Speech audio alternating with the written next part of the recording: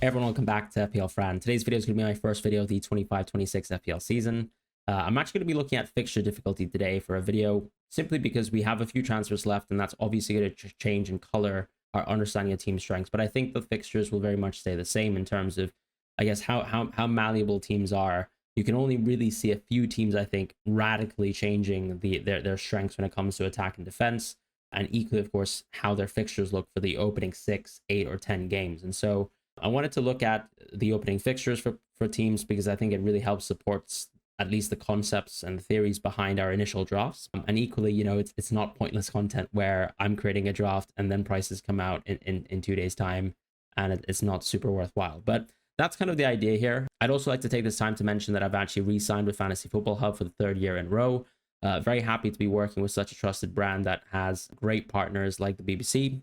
I think they're 5-star on Trustpilot, so that's now part of the branding this year, which is awesome. On top of that, they just simply are a website and a tool that actually helps support people maximize a lot of their outcomes in terms of FPL. And they also have a great promise, which is to win your mini league or get your money back. They also have a fantastic preseason tool to get your team rated by the AI, but given that the game is not out yet, that's not there. However, you can have a look already at playing around with the website, having a look at what these sort of premium features are like by looking at the link in the description below for now. So as we jump into the video, we're looking at fixture difficulty. I think when it comes to fixture difficulty, what I'd say is a lot of this is sort of underpinned by our understanding of team strengths from last season, and then sort of contextualizing that with 3 of the promoted teams that have come up from the championship. One thing I'll probably mention is just looking into a lot of models and how they think that these promoted teams will do. We already have almost a context of many years in a row now of these promoted teams going straight back down. And I don't think that context has changed too much. However, this Leeds team does seem to be one of the teams within the last few years that has a solid chance of actually usurping that. And that probably also suggests that, you know, further down the league table or the mid-table of the league, there are some teams, I suppose, that are under threat, of course, of also getting relegated that aren't just getting promoted as well. But I think to start things off, I actually thought that something that was quite helpful was the opening fixture difficulty presented by OPTA analysts. Now, this doesn't really contextualize attack and defense, and as you guys know, I think it makes so much more sense when you actually contextualize with attack and defense, but I think this gives you a bit more of a sort of macroscopic picture of the fixture difficulty at the start. And this pays a little bit less context in terms of the sort of subjective team strengths, right? So when you see, for example, this list, the idea is that the toughest fixtures are at the top, and then the easiest fixtures are at the bottom. And teams like Chelsea, Sunderland, and Wolverhampton are a huge part of that. But then once again, I mean, even though Leeds is very much down on that table, which is a positive thing for them, the idea here is that Sunderland aren't going to do well regardless. And so does it really matter at all? No, it doesn't. Wolverhampton, maybe, but Cunha's left. A lot of key players have left. It's hard to sort of believe that we have any Wolverhampton players we really want to get for. Outside of someone like Strand Larsen, for example, he could be quite interesting. For Chelsea, that's actually interesting context. We've just seen them win the Club World Cup. They were very impressive versus PSG. We finally saw Cole Palmer play a very complete attacking performance, not in terms of, you know, controlling the game deeper in the pitch as he has done many times this season, but very sort of minimal, effective, efficient touches. João Pedro as well leading the line, who came in midway through the tournament and has done really well.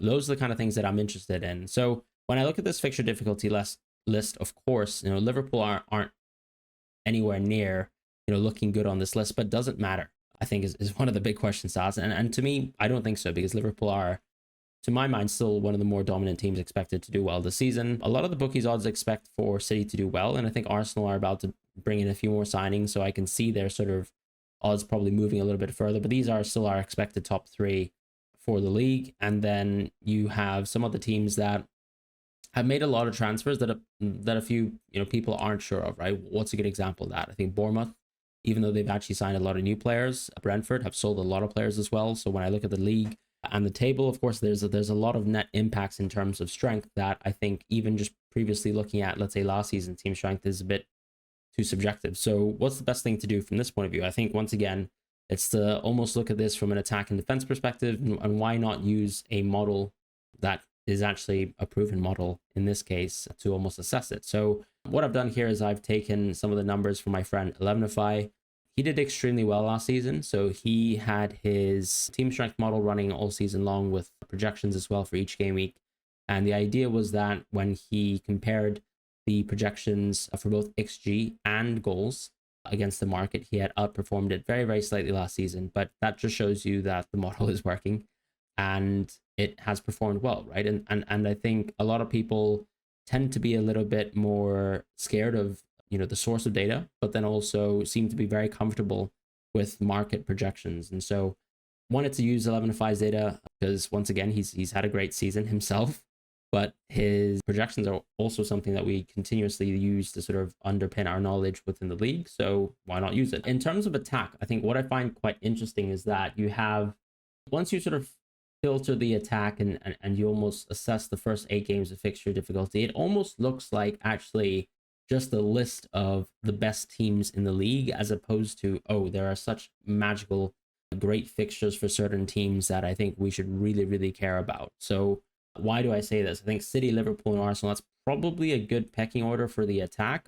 Maybe I'd say Liverpool is actually a better attack, but Liverpool do have tougher fixtures, which is why it makes sense that City ultimately have the almost cream of the crop. What I've also done in terms of the projected numbers is, the way we tend to approach FPL is you make a draft in game week 1, you're only looking ahead towards the next few game weeks. And so that basically is almost the concept of decay. So the game week 1, I suppose, fixtures are the most important to us. Then game week 2 is a little bit less important. Game week 3, even less so. So we place less importance on all of the game weeks, but we still try to want to take account of those game weeks, because when we're creating a team, we want to make sure that we're still paying attention to what's coming ahead, because the 11 or the 15 players you start with your game week 1 draft are most likely still going to sit, at least the core of those players, like the 12, 13, 14 of those players are still going to be with you up until game week 3, 4, 5. So you're going to own a lot of these players for a long time up until your first wild card.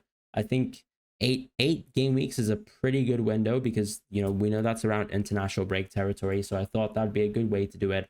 I've applied a decayed approach in terms of some of the projected goal data, and you can see City ranks very much at the top in terms of the sort of decayed data, but then Chelsea's actually very close towards, let's say, a team like an Arsenal. And so if Chelsea players are priced well, I think, given that Chelsea also have really, really good fixture difficulty anyways, I think Chelsea's definitely a great attack to invest into. Now, Bournemouth is probably an interesting one that I think a lot of people will be surprised by, because I think outside of actually game week 1 versus Liverpool, their fixtures aren't that tough, in my personal opinion. A lot of the games, at least, are home games, which is a huge benefit when it comes to reading like goals in away, goals at home versus goals in away, in terms of reading how many goals a team can actually get. Because I think the study last season wasn't very good in terms of the advantage of home, but if you go back 4 or 5 seasons and maybe exclude some of the COVID seasons where there were no fans, the general long-term trend is that teams playing at home tend to perform around 5 to 10% better across, the big 5 European leagues when they're playing at home. So I think that's something that people need to take into account a little bit more. Newcastle's still very much high up there. And then I think Crystal Palace, actually, that have been a really impressive team, are still high up there, despite actually, when you look at, let's say, that difficulty sort of list, them being quite low. So that I think is interesting. Spurs is an interesting team too, because actually they have really good fixtures, but then also the problem with their fixtures, I suppose, is we don't really know whether they're going to rotate enough or rotate little enough for us to be actually invested into a team like Spurs. Outside of maybe someone like Solanke would be quite interesting. So those are kind of interesting trends that I think we want to take into account. Like Man City is a team that I think can rotate almost too much this season outside of Haaland and his personal minutes. Arsenal, it's still going to be a work in progress, because players like Havertz would be ready to play. He could even play a midfield role, but then they've actually strengthened in the midfield, and at the same time they're trying to go for Gyökeres, and Madueke and Martinelli are probably going to duke it out for that left wing spot in the sort of interim at the start of the season. So I think that makes things quite tricky. Whereas a team like Bournemouth, for example, they've signed Junior Krupi, but there's not too many attacking signings, I think, competing with each other. Someone like Evan Nilsson, for example, has an extremely nailed spot. He's always going to be a high value player. Newcastle is quite similar in that sense, outside of, that sort of constant duel in the left wing position between Gordon and Barnes. With a team like Brentford, I think, we wouldn't really dare go there. Same with Brighton too, to be honest. I don't think I'd really want to really touch that new look United. Their fixtures aren't particularly good anyways. I think when you go back to that OPTA fixture difficulty list, they were actually really, really bad. So it's nice to almost take some time at the start of the season to assess actually, how good are these promoted teams, which I think I'm not going to be invested into. And then equally, how good is a team like United, where, with a full preseason under Amram, does that actually mean anything, or is it going to be more of the same? Now that's goals in terms of attack, so goals for. I think that the main trend here is that, don't fear Liverpool being high up on a difficulty list. They're still going to be a great team to be invested into as long as they're fairly priced. At the same time, I think I can apply the same argument to almost maybe investing potentially into some Bournemouth players, maybe some Newcastle players, or even the Crystal Palace players as well, because these are still really good teams to invest into. I think the only clear thing to sort of come out from the fixture difficulty ranking is just to actually just mention that Chelsea look extremely healthy on sort of many metrics. And I don't also think that Chelsea's rotation is going to be that significant, right? Like, if you believe Cole Palmer is allowed to score open play goals in the Premier League in this season, then he's going to be a good pick if you start the season with him, no matter what. Moving on towards defense, we always tend to sort of almost look at the quality of teams from an attack and defensive point of view, because at the end of the day, I own defenders mostly for clean sheets, right? The probabilities of a clean sheet is much higher than, let's say, an extremely attacking fullback getting an attacking return in any single game. That example being where a team like Arsenal, for example, I guess their average clean sheets over, let's say, a run of maybe, let's say, games for the entire season would be maybe, let's say, a probability of getting 40% of clean sheets, I guess, within 38 games. Whereas, let's say, one of the most prolific attacking players, maybe let's say a Trent, for example, a Guardiola less so, especially since he's going to play center back this season. But I think, the direct comparisons now are going to be the Frimpongs and the Kirkuses from Liverpool. I mean, or Ait Nouri, for example, from Man City. I think those players can definitely touch maybe above 0.4 XGI per game, but that's a huge ask, and not many defenders have ever approached that. Whereas there are multiple Arsenal defenders who play every single match, like Gabriel and Saliba, who will always get potentially an average of 40% of a clean sheet return. So that is something that I wanted to mention, that a lot of people tend to ignore clean sheets, but actually projected data like that tends to actually work really well. So a team like Chelsea, for example, a team like Arsenal, these were teams that actually had really healthy numbers last season, and they still ended up getting a lot of clean sheets. Nottingham Forest is a good example of that too, but I think they also were a team that overperformed a lot. When I look into this season, am I that intrigued to Forest? I wouldn't say no, because actually their fixture run at the start of the season is really, really good. So if Forest players are actually well priced, we could be stepping into someone like a Nico Williams as long as he's fairly priced, because we know that players like him are reasonably attacking. The defense is still quite strong, but the same applies to almost like a team like Aston Villa, right? Like an Ezri Konsa type player. But anyways, Arsenal are at the absolute top, and this is almost looking at fixture difficulty once again. I've applied a decade approach towards these fixtures, looking at defense, but I've also, picked out some teams that I think are going to be like mid-priced, or that sort of budget rotation territory that I think we'd probably want to talk about a little bit more.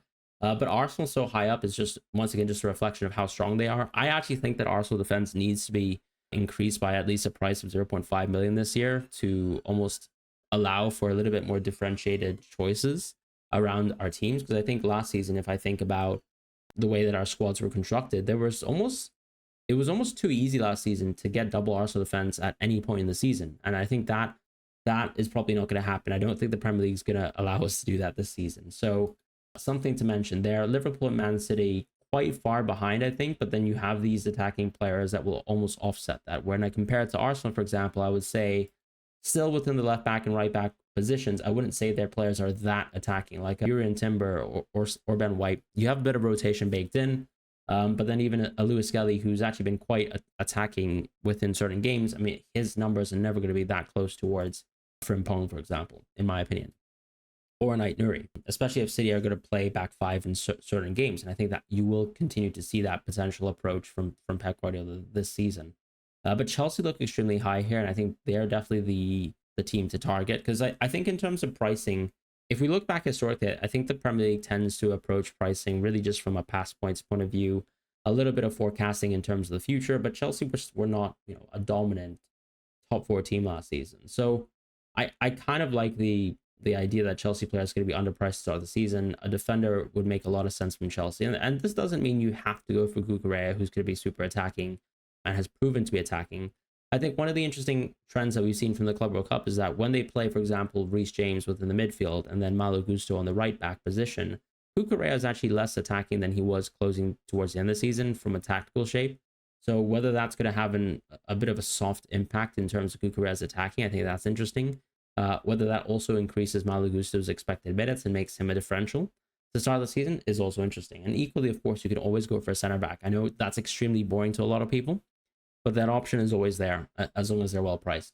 Crystal Palace have some really weird games. So I think Crystal Palace is one of those teams where if the price is right and you can actually rotate with another side, then I think, for example, Crystal Palace actually rotate really well, generally speaking, with a team like maybe like Nottingham Forest or Everton, where those really bad game week 1 and 3 fixtures for Palace, and equally as well, even on game week 6, are almost covered perfectly by an Everton or Forest player. So that actually might mean maybe we can actually just consider going straight to the point and just rotating between Everton and Forest. I actually think that especially if Crystal Palace are going to be a little bit higher priced this season, I think that can make a lot of sense. So I'd probably focus a lot of my budget players coming from Everton and Forest. And if Bournemouth's, let's say, defense is not going to be well priced, as in if they're too low, then they're another team that's also quite interesting, where you can find some interesting rotation between maybe, let's say, a Forest as well. I quite like that rotation too.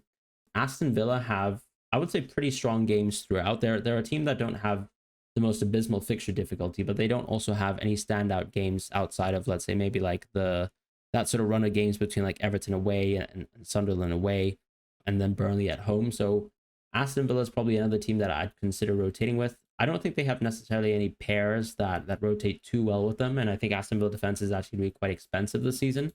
So I'm not quite sure if they're going to have as much value as we would have wanted to have, but there's an option for that too.